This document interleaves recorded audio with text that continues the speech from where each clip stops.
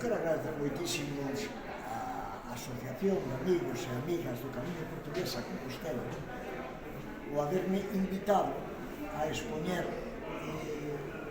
unhas fotografías miñas na exposición O Camiño e as Artes.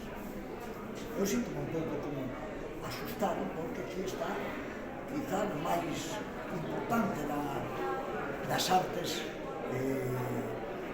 de Galicia e Portugal. E eu miro cousas tan boas e impresionantes ao lado da miña videobra que me dá ata incluso un pouco de vergonha. Na exposición me puxen detrás de todo porque tiña medo que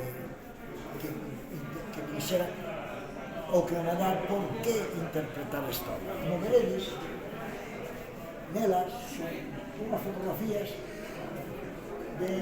do entorno do Camiño de Santiago, pero de algún dos ríos que pasan a través do camiño.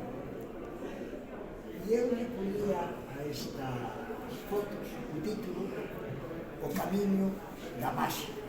É indiscutible que o Camiño de Santiago todo o mundo dice que transforma, que nel hai algo no ambiente que te fai ser diferente, non? E que ten esa maxia que todo o mundo dice. E eu decía tamén que nun país máxico como é a nosa Galicia, neses seres que están aí e que nos acompañan diariamente, bicherías, como digo eu, negras, trasnos, coruxas, bruxas, en algún sitio teñen que habitar. E eu decía, onde poden habitar os seres puros?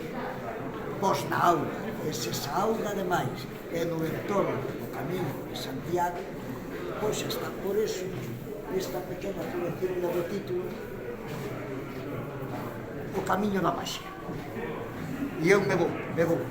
Espero que pasedes polo Museo de Pontevedra, creo que está ata o día 21 de marzo e que disfrutedes da obra que hai aquí. Gracias a todos e a todas. Unha aperta.